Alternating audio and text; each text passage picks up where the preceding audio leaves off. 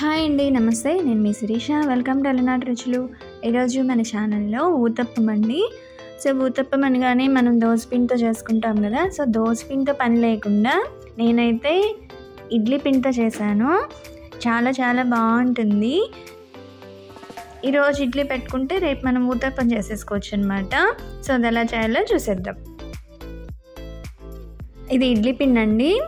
ఇడ్లీ పిండిలో ఒక 1.5 స్పూన్ మైదా వేసుకున్నాను. మైదా పిండి,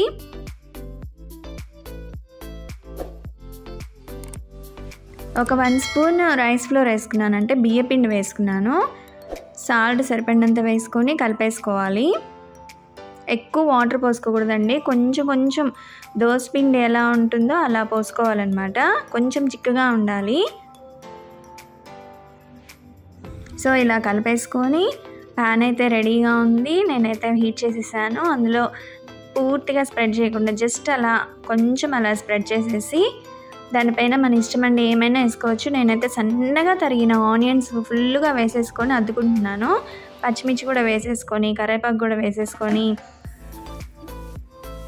ఆయిల్ కూడా వేసేసుకొని ఒక్కవైపే కాల్చుకోవాలండి. మీడియం ఫ్లేమ్లో పెట్టి కాల్చేసుకోవాలి.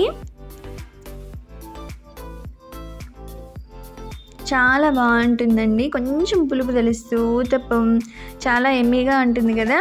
సో మీరు కూడా ట్రై చేయండి. ఇలా అద్దుకుంటే ఆనియన్స్ ఊడిపోకుండా ఉంటాయి. సో అలా ప్రెస్ చేసుకోవాలి. సో రెడీ అయిపోయిందండి ఊతప్పం. చాలా చాలా ఎమ్మీగా ఉంటుంది. దోస పిండితోనే కాదండి, ఇడ్లీ పిండితో కూడా చాలా బాగుంటుంది. మీరు కూడా ట్రై చేసి ఎలా వచ్చిందో కామెంట్ చేయండి.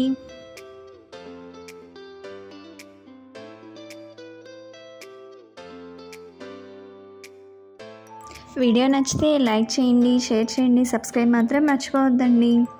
కొత్తగా మా వీడియోస్ చూసే వాళ్ళైతే పక్కన బెల్ బటన్ ఉంటుందండి, అది నొక్కడం మర్చిపోవద్దు.